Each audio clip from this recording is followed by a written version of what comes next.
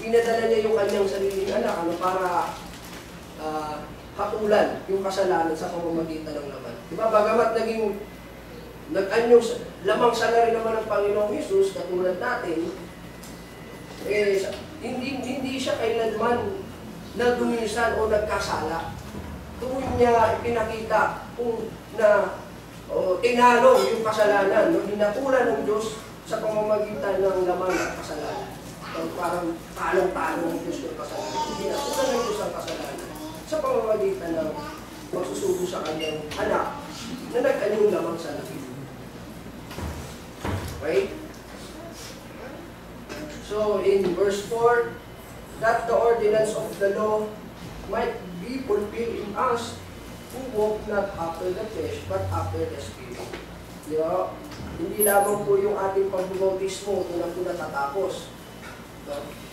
We should walk not after the flesh, but after the Spirit. Yun nga, ano yung mga bunga ng Espiritu? Pag-ibig, yung buhay, kapayapaan, yun po ang dapat nating pinagpapatuloy sa ating buhay. Ayan.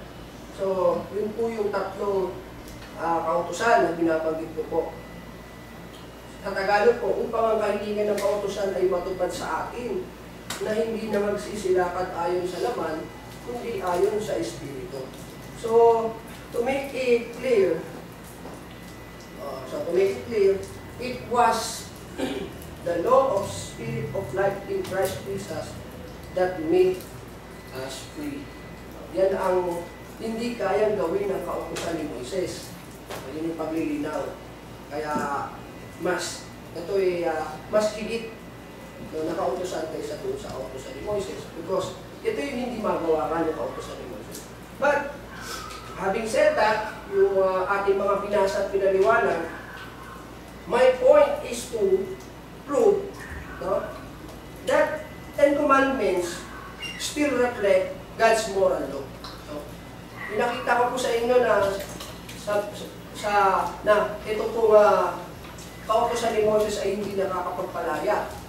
Bagamat ito po yung aking patutunayan na the Ten Commandments still reflect God's moral law. That God's moral law has not changed in the time of our Lord Jesus Christ. Bakit po? Because in some other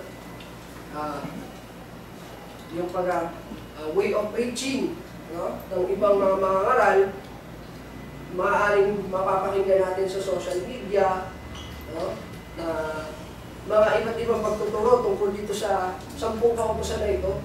Sinasabi ng iba, halimbawa, others says, tinapos na ni Kristo ang 10 utos. May mga ganyan pong katuruan. Or pwedeng mababasa natin or mapapanood sa social media o mababasa sa mga articles. But they misuse the Hebrews chapter 10 verse 9. Yun yung nagiging basya nila kung bakit nila nasasabing tinapos na ni Jesus ang 10 utos. Though they misuse the Hebrews chapter 10 verse 9. Ano ba ang sabi doon? Then he said, "Here I am, I have come to do your will." He set aside the first to establish the second. Yun yung kanilang Bible principle, na basis. Pero, mamaya, paliliwanag natin dyan kung anong ibig sabihin dyan. So, ang maling interpretasyon dyan, sinasabi nila, so, sinet aside na tinapos na ng Panginoong Jesus yung una para maitatag niya yung panibago, kanyang panibagong kautusan o hindi kalawa. So, ganun yung usual interpretation po tungkol dito. But mamaya, later on, we will explain. So, ang sabi pa ng iba, binago na ang 10 utos sa panahon ni Jesus. Yan ulit. And their basis, but they misunderstood the Matthew chapter 21 verse 26. Ayun yung kanilang basis kung bakit nasasabi nilang binago na. Ano ba ang sabi sa Matthew chapter 5 verse 21 to 26? So ganito po, in verse 21 to verse 22, ganito po ang ating mababasa. Ang sabi ng Panginoong Jesus, "You have heard that it was said to the people long ago, You shall not murder, and anyone who murders will be subject to judgment. But I tell you that anyone who is angry with a brother or sister will be subject to judgment. Again, anyone who says to the brother or sister, Raka, is answerable to the court. And anyone who says, you fool, will be in danger of fire of hell. So, ang interpretation, hindi na yung huwag kang papatay ang kautusan. Hindi. Ang kautusan na, huwag kang magagalit sa iyong kapatid, huwag kang magsasalita ng raka o ulol. No? Yun na yung bago. So, hindi po ganon. Hindi po pinaglalaban dito yung pagtuturo ng Panginoong Hesus laban doon sa kautusan ni Moses. Kundi, Jesus taught the right principle of this law. Diba? Na hindi ka dapat magalit sa kapatid mo nung walang dahilan na siya'y halos sumpain mo na sa salita. Ano? Hindi ka nga pumapatay. The Pharisees condemn the murderer. No? You shall not murder. Pero hindi nyo naman ikinukondena yung mga masasamang salita na pinabato nyo sa inyong kapwa. Minumura nyo naman ang kapwa mo. Di ba't masama din yun? Yun ang sinasabi ng Panginoon. Yung pagsasalita, no? Ng masama laban sa iyong kapatid will be also in danger of fire of hell. May kaparusahan din yun. Pag natin kaligtaan, yun ang sinasabi ng Panginoong Hesus. Yung principle po ng kautusan ito. And another. So, hindi po ganun hindi po parang binago. So, another. Sa verse 27 to 28, ang sabi naman po, you have heard that it was said, you shall not commit adultery. But I tell you that anyone who looks at a woman lustfully has already committed adultery with her in his heart.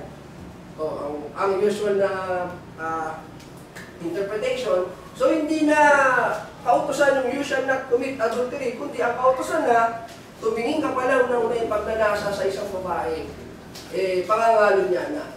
So hindi ulit gano'n. Jesus Christ, our Lord, deepened the intention of the law. Na we should have no sabi tayo dito, wala dapat tayong you should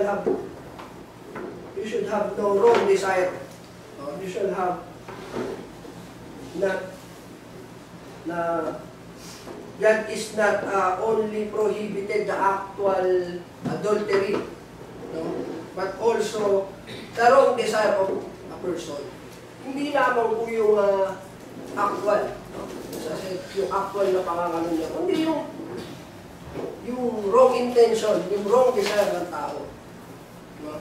Kaya nga may kautusan ang Diyos na sa ikasampu na you shall not covet. No? Huwag mong iimbutin ang pag-aari ng iyong kapwa.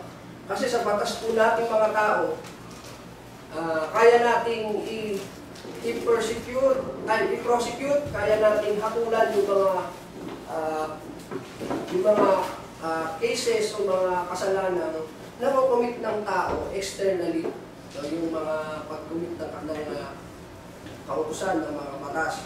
Pero yung iniisip ng tao na masama, hindi naman natin yung nakikita Hindi naman natin yung nababasa. Yun ang pinagkaiba. Pero ang Diyos, ayaw niya rin yung hindi rin niya sinasantabi yung mga masamang pag-iisip ng tao. Ito rin ay may kaparusahan sa Kanya. So, yun po. Then, if these are true, limbawa, kung ito man ay totoo, na tinapos na ni Jesus or binago, if these are true, how about the statement of our Lord Jesus Christ in Matthew chapter 5, verse 17? Diba? Ito po yung sabi dito. Sabi niya, think not that I came to destroy the law or the prophets. I came not to destroy, but to fulfill. Yung sabi niya. So, di ba, kung totoo man itong mga interpretation ng iba, magiging laban ito sa sa statement ng ating Panginoong Kristo na siya'y naparito hindi para sirain ang kautusan, kundi upang tuparin. No?